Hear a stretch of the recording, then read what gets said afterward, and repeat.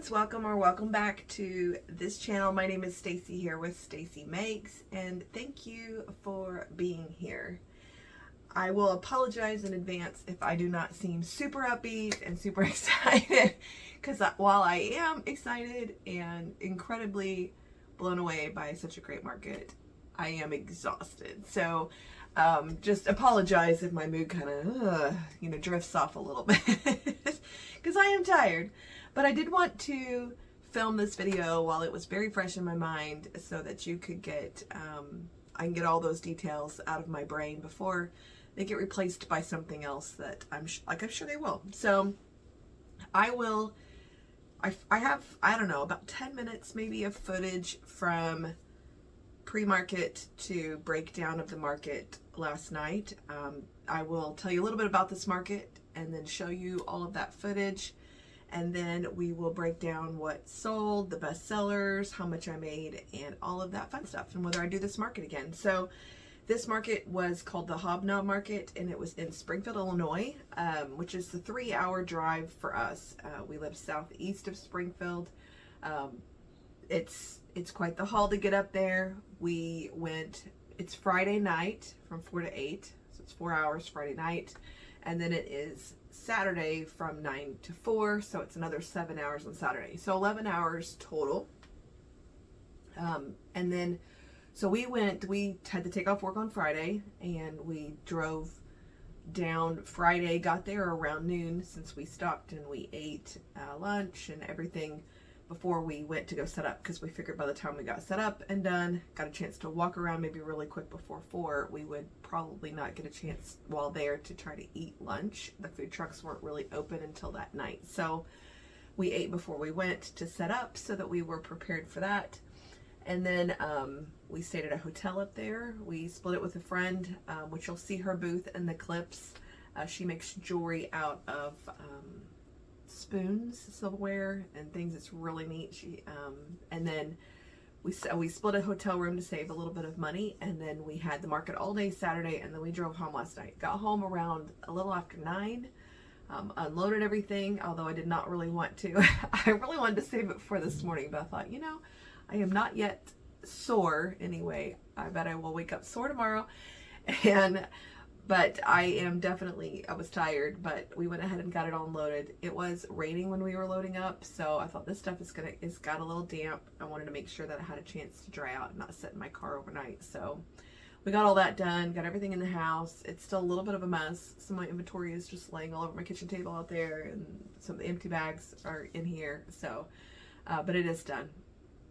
So I did wake up this morning sore, a little bit of a headache, probably from not drinking as much as I should, hydrating as well as I should, just because there was no time to drink or to really take a bathroom break much. So you just kind of monitor that. It's like you do that so that you don't have to go to the bathroom, so that you can be in your booth, but then it also is not very good for you. You should still stay hydrated for sure. And I had somebody there with me, so but anyway, the bathrooms were not super close to us, and there was a line some when you went. But okay, let's get on to the good stuff. I had not been to this market before. My friend who does sell the jewelry has been here and says that it was amazing, so we signed up back in March or April. We got accepted, and it ended up being good. You'll hear all about it obviously after these clips. But I have a little bit of pre-market, a little bit of setup. I don't have setup. There was no way, the way that it was set up, for me to try to set a camera out in the middle of the aisle while everyone else was loading in these huge, there was people that had huge setups that were just amazing. There was some really amazing setups that I'll show you all the clips that I have of, whatever I have available. And then I'll show you, was able to kind of set up enough to kind of show you a little bit of breakdown hyperlapse in the corner, and then I will show you all that stuff with some captions and notes the best I can so that you know what you're looking at, and then I will be back here with the summary. So enjoy. Hey y'all, it is market day. Okay, I have been looking forward to this market since I got accepted into it in like March. So I've never been to this market. I've heard that it is crazy, busy, amazing. We shall see. We did what we could, and we will see how it goes. So I'm going to turn you around. Look at this, like, craziness back here. Tara's stuff is not even in here, and all I have is like the space. She has 2 big bags, I think, and a small one or 2, and there's not much space up there in the second seat either, but she has a yarn bag and then of course a weekend bag. I'm sure we'll get it all in there. Hopefully we'll come home with a lot less plushies than we went with. Just super excited. There's a long drive though. We have a 3-hour drive this morning, so getting the kids off to school and then heading out to Springfield, Illinois. So we'll see how the hobnail market goes. Bye. Okay.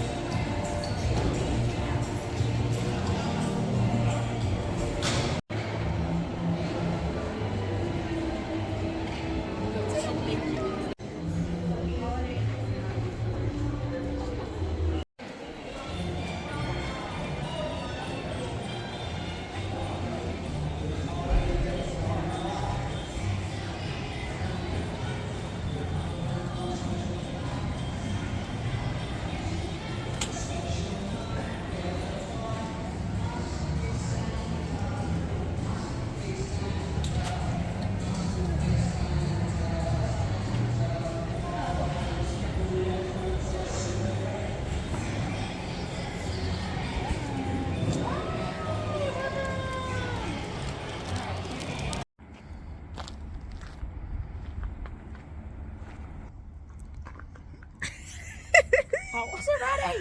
We're getting ready to go inside. It starts in like 25 minutes. We're freaking out. It's crazy. It's gonna be fun. It's a neat environment. We are right by a lavender stand that's a little strong, but we're gonna make it through. So we'll give you an update in a little bit. We're literally in that window right up there. That's crazy. I wonder if I can just leave this on as I walk in. I just hold it to my chest.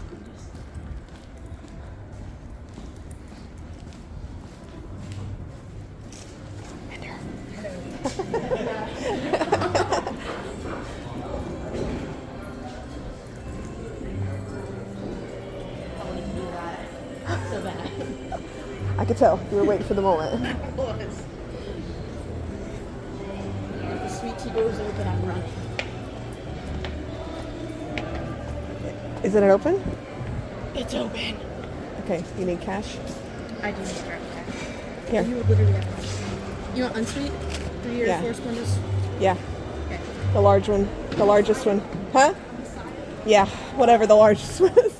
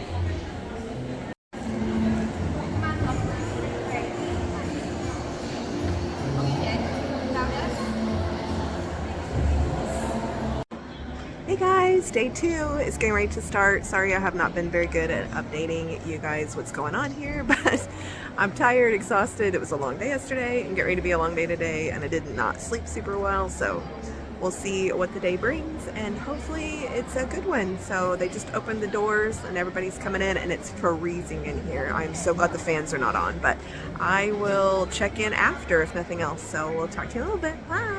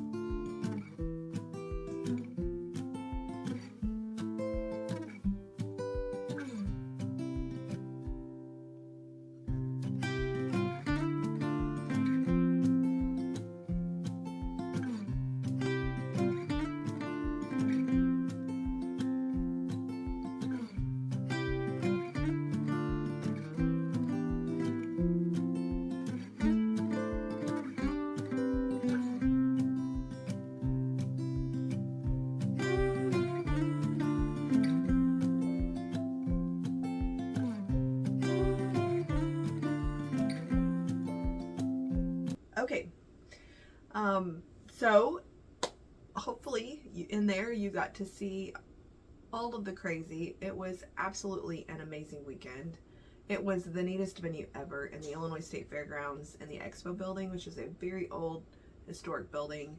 We were up on the mezzanine level, which there is an elevator, and thank goodness there's only one elevator in the ends. The mezzanine goes all the way around the lower level. There's an open balcony, and then there was ends on that had vendors on the ends and then on the sides, and we were at the ends, thank goodness, with the elevator, because the people the complete opposite end that had to use the elevator had to come up and then haul all the way down there, and then vice versa to go out. So it wasn't a bad location. The only thing really was that my receipt said that I had a 10 by 12 booth, and when we got there we definitely did not have a 10 by 12. We had a 10 by 10. And at 2 feet doesn't sound like a lot of space, but you're talking about, 2 feet times 10. So you're talking about 200,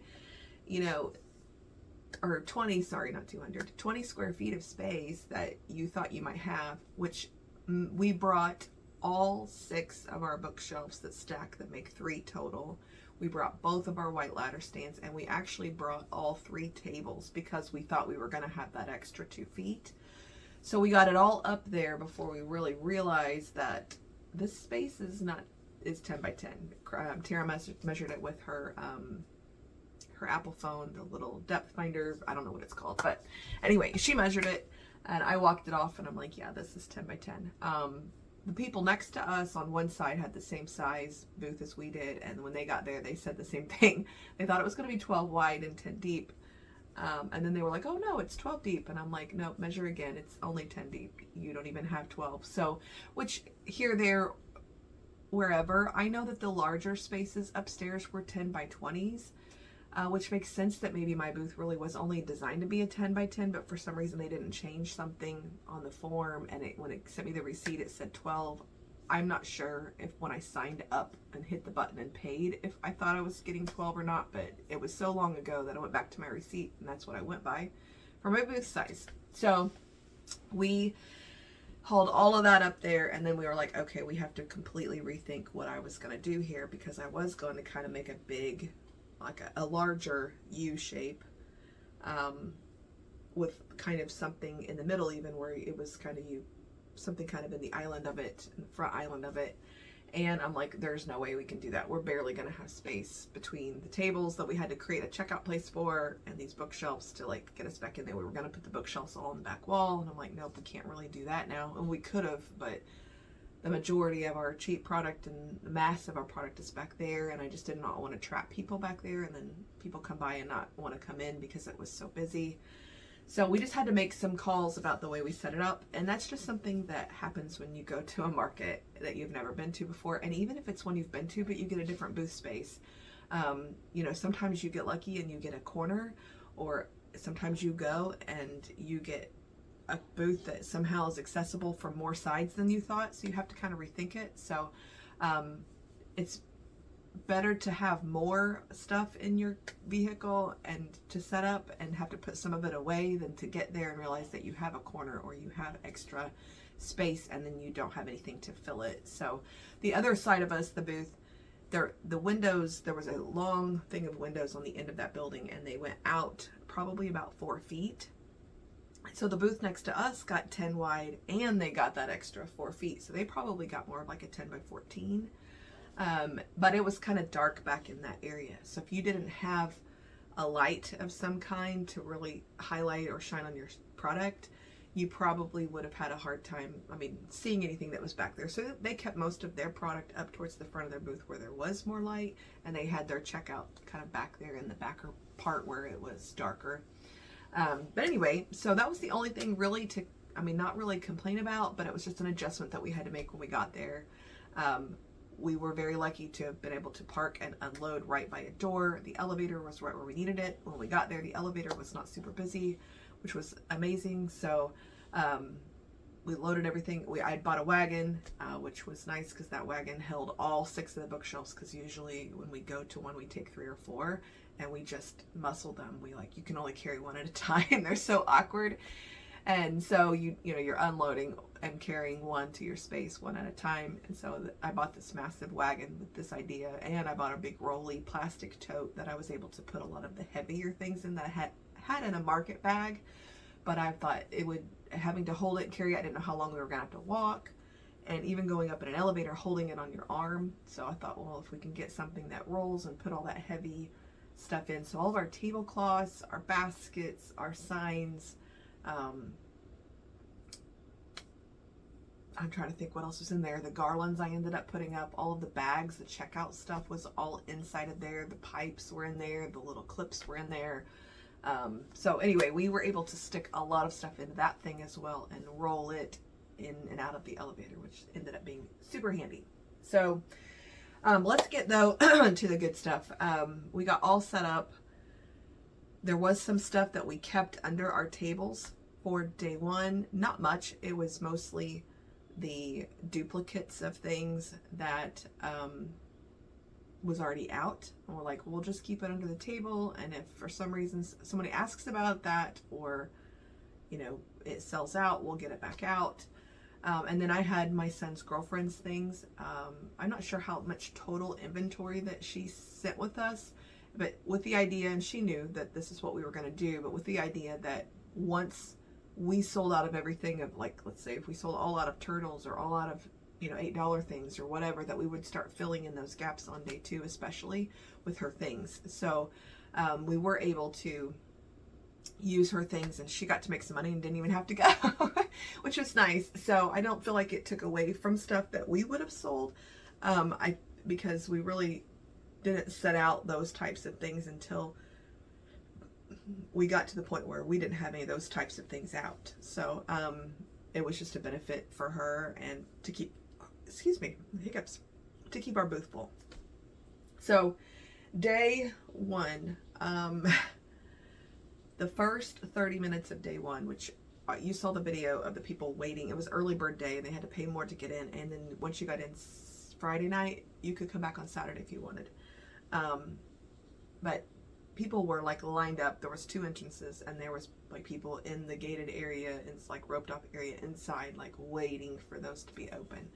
Friday night was downstairs, especially shoulder to shoulder, like for most of the evening.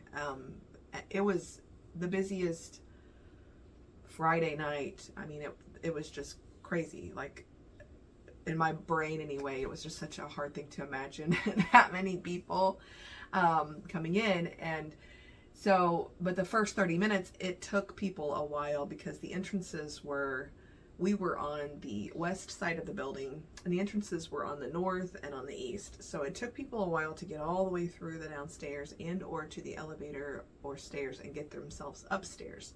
So it probably took 30-45 minutes before we really saw a heavy flow of traffic starting to make their way upstairs. And they were probably people that literally just came up the stairs when they got there, because there's no way you could have walked any of the downstairs in 30 to 45 minutes. It was probably there were so much people there, it probably took everyone, I would say 2 to 2.5 hours to really walk around and see everything. And if you were stopping a lot to look at stuff, I mean, I would not doubt that if you didn't get there at 4 and that you were just leaving when it was closing at 8. I mean, if you were actually trying to absorb every bit of everything that you saw, because there was a lot to see. But it started off slow, and I will tell you, the first 30-45 minutes we sold like $40 worth of stuff. And the few people that were walking by, I mean, you know, if you're not interested in crochet plushies or have someone to buy something like that for you, they just kind of look over and they keep walking, and that's fine. And I thought, oh no, our crowd is not here. I thought, this is not going to be good. I mean, I was starting to feel very anxious about it, but it did not take very long after that point where it was just, we ended up putting our chairs up. There was no point in trying to sit down. We were either talking to people, engaging, helping people, pretty much the whole evening. And I wish I would have had some space to have set up a tripod and show you some of the interactions and things in our booth. I did set my phone up but my phone is the one that runs the square. Tara set hers up for a little bit, so in her video you might be able to see a little bit more of that, the busyness of the people in our booth and stuff. But that's also one of the reasons why I didn't get as much footage inside of our booth as I would have liked to have, like different times during the day, because it was just, there was people. Every time there wasn't somebody, by the time I got up and kind of went out, boom, there was 3, 4, 5 people in our booth. So, and for that I'm very, very thankful, obviously. But anyway, so day 1 started off not so great, not so busy, I should say. And then it got insane. It was crazy. Before you knew it, it was 8 o'clock, and it was like, what just happened? I mean, we're like, holy cow, are we gonna have, you know, we're already starting to have to fill some gaps with some of Trista's stuff, and we're like, okay, what is tomorrow gonna look like? And so we started to talk to the people around us who have been there before, and they were like, don't worry if you didn't have a good night tonight, tomorrow is the busy day. And I'm like, are you kidding me? I'm like, tonight, I'm like, if we do what we do tomorrow, like, I'm gonna come home with half of what I brought. And so we're like, oh my gosh, are you kidding? Tomorrow is going to be busier. So anyway, it was just, that was like, okay, so what should we do? So day 1, let me give you a little bit of a highlight of day 1. If you guys watched my last video, I don't know if I showed you in the last video, but I did have a reel, and there was a snippet of it in my booth setup. I had jumbo chicken nuggets, and they were in little fry containers, and they said emotional support chicken nugget on it. It was a last minute idea. I didn't see anyone really do the emotional support chicken nugget little stickers on the fry containers, but I'd seen people put them in fry containers before, and I was going to do that. So I got them in, and I was like, they're just kind of plain, and I'm like, who wants to just buy a nugget in a fry container? If it's, you know, I needed something that was funny or catchy. So I put the stickers on there. I had 11 of those done, and in the containers with the stickers on them. I sold 10 of them on Friday night. So when we closed down on Friday night, I had 1 chicken nugget left. I had the yarn with me and 4 more containers. And I made 2 that night and put them on the table. and I made 2 while I was standing there at the very beginning of Saturday morning. So I made all 4 of the boxes I could. I had yarn enough to maybe make 1 or 2 more, but I did not have the containers to put them in, which was the ploy. So I ended up with 15 chicken nuggets, and I sold all of them, but 11 of them, or 10 of them, I sold on day 1, which was probably one of the most surprising things of the whole market. Just something I threw out there, and I was like, wow, okay. So anyway, I sold 10 of those on Friday night. Some other things I sold, I didn't sell a lot of anything else. I did sell 4 of my swinging animals. I sold just, I have such a randomness of stuff that I make. I sold a handful of the mini chicken nuggets. I sold 6 keychains. Sold 3 of my baby turtles. I sold 2 of the little scrunchy boxes that were $15 a piece. I sold a hatching chick, a couple jumping spiders, 2 packs of burp cloths, which if you saw that, I sewed those and took those. I sold 2 of the 3 Fred the Turtles that I took on that night. I sold 2 of the corduroy crossbody bags that I put the granny square on. I sold 2 of those Friday night. 1 tree, my Grinch, my chompers that I made, my sitting animal pattern, the hippo. I sold my mom, Madeline Mako cow I made this last week. It was pink and white. So cute. I sold my cow snuggler I've been hauling around for a while. I sold both of our I took 2 capybaras and sold them both Friday night. So many chicks, whales, the mouse, ducks, octos, some of the $8, $10 stuff that I took. I sold Friday night $809 worth of stuff. And I was just amazed at that. And I'm like, if I do that again tomorrow, like, that's a $1,600 weekend. That'll be insane. But anyway, so that was great for Friday night. And I thought, okay, if I do $400 or $500 tomorrow, this is going to be a really great market. Okay, so day 2 came. I'm sure you saw day 2 footage in there. I tried to put the days and the stuff on there so that you knew what days and times that you were looking at it. On day 2, I sold out of every swinging animal that I had. I sold the last Fred the Turtle that I had. I sold all the baby turtles that I had. I sold 20 keychains on Saturday. I sold 6 of my rubber ducks. I sold 2 Friday night, 6 on Saturday. I took 9. I sold all of them but 1.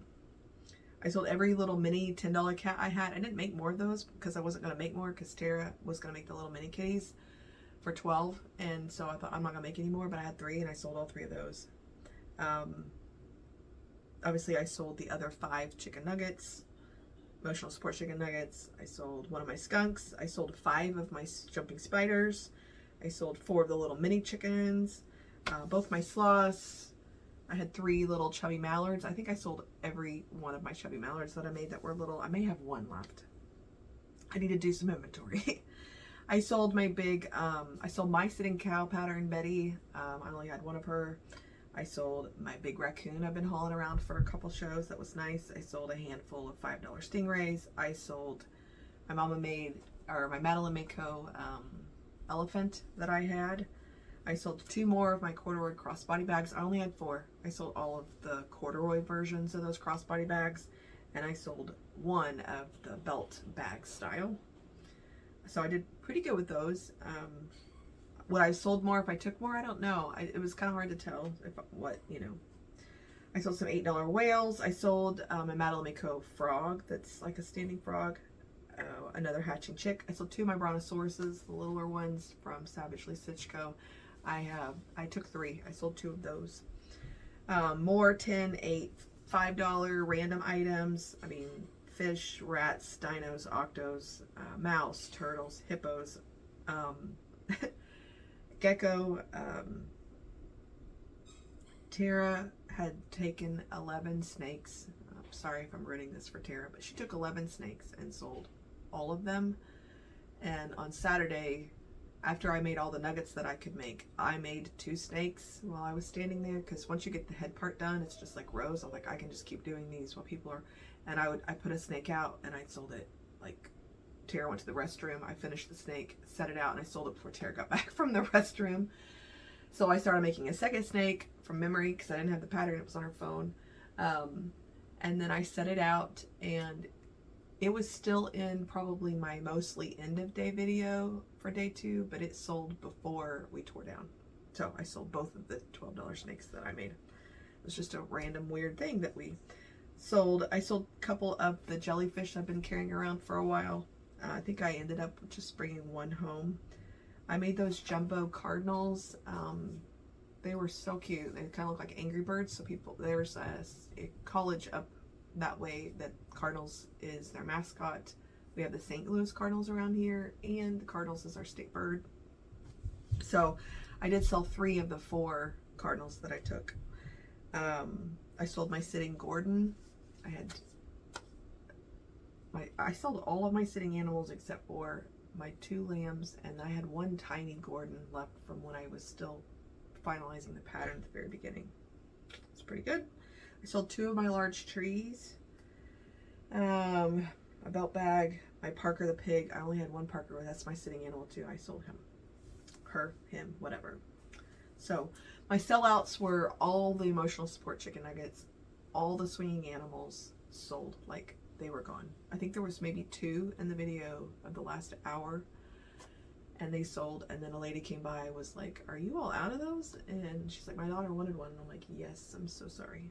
Like, every single version of swinging animal, they were gone. I sold them for 10, and I had debated going up to 12, because really at 10 on most of them I get plenty for my time and my energy, but I think I might go up to 12 for the next market. My jumping spiders did really well. I think I came home with 2 of those. The little mini chickens, I think they completely sold out. I don't have any of those little mini $5 chickens left. The rubber ducks were a hit. The hatching chicks got a lot of attention. People picked them up and set them down a lot, but I only had 4, and I sold 2 of the 4, and they were the ones that had the furry tops. The 2 that didn't sell were the black cinder mystical yarn ones that I had taken white yarn and just sewed or crocheted a comb on, and they didn't sell. But that's all. I don't know if I'll do a bunch more of those or not. I mean, it was just a crazy day 2. It was amazing. Day 2, I sold $1,279 on day 2. So my total between both days was $2,088. My portion of the booth fee, my total fees, really, I should say, my total fees between the booth fee, my hotel room, and my gas was around $250. I'm not going to count my food. I would have ate something somewhere anyway, and Tara bought a lot of the food. I did look at my Square, and we took about 2/3 of payments that we took were card. There was a lot of card. We had a total of like $60, like just under $60 in fees. But again, that $250 is those fees, my portion of the booth, and my gas getting up there and back, and my part of the hotel. So, really, $2,088 minus that $250 was a pretty good weekend.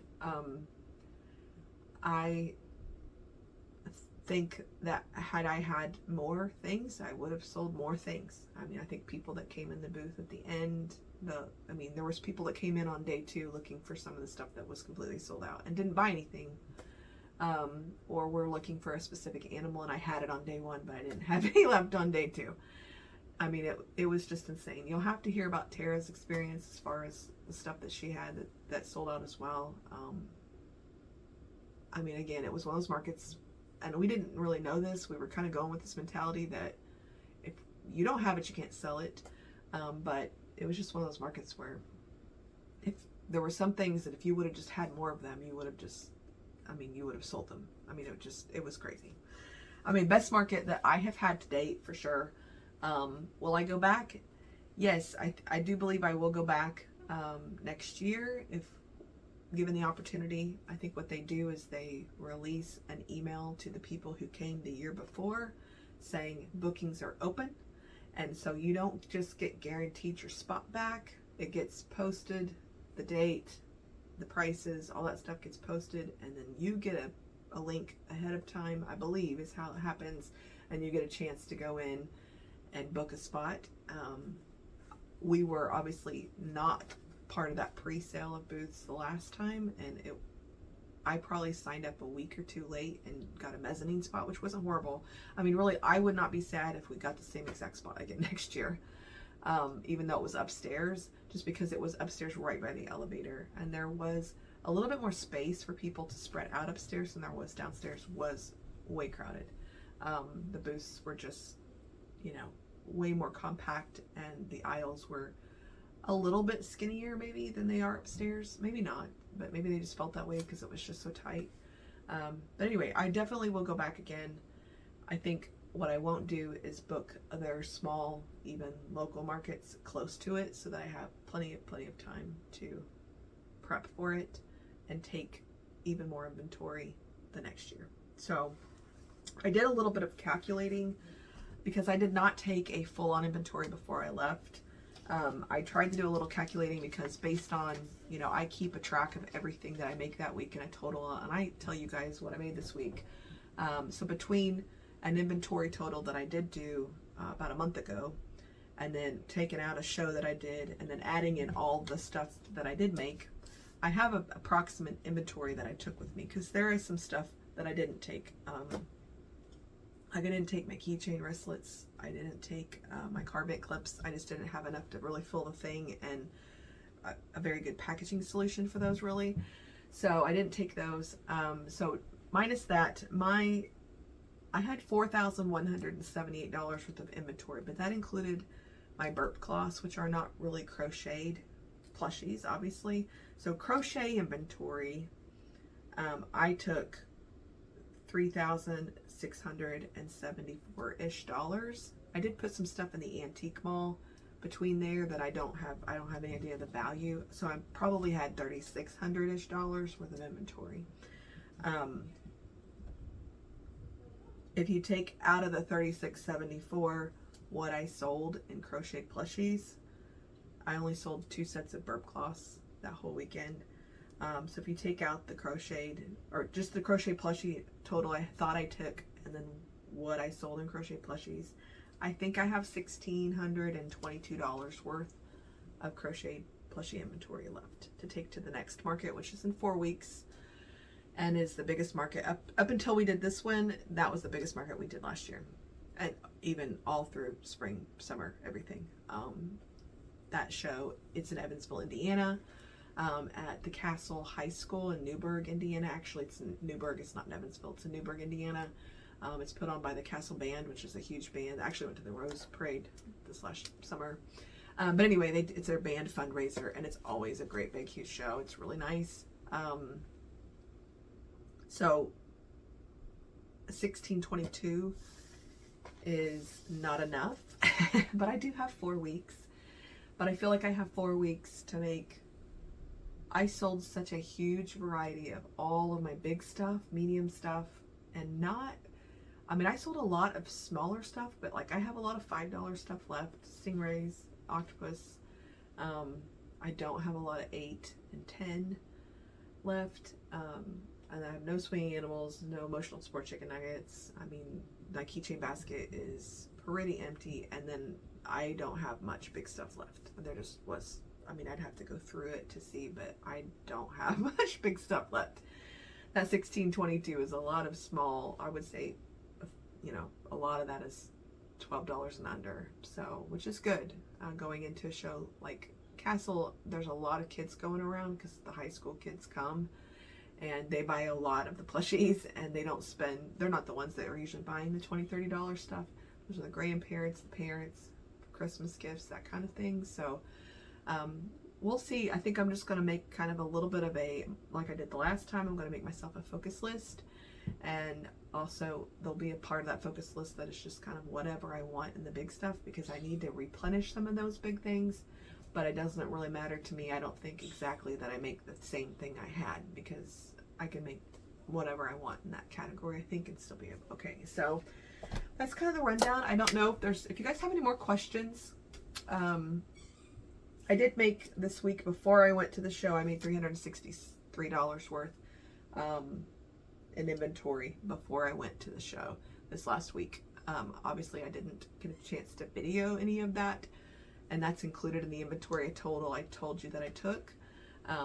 But I did make that plus the $72 worth of stuff I made while I was there that actually sold while I was there. So there is that as well. But I did crank out quite a bit this last week and before I went to the show, and I'm glad I did. A lot of the stuff that I spent my time on this last week sold at the show. So so anyway, it was fantastic.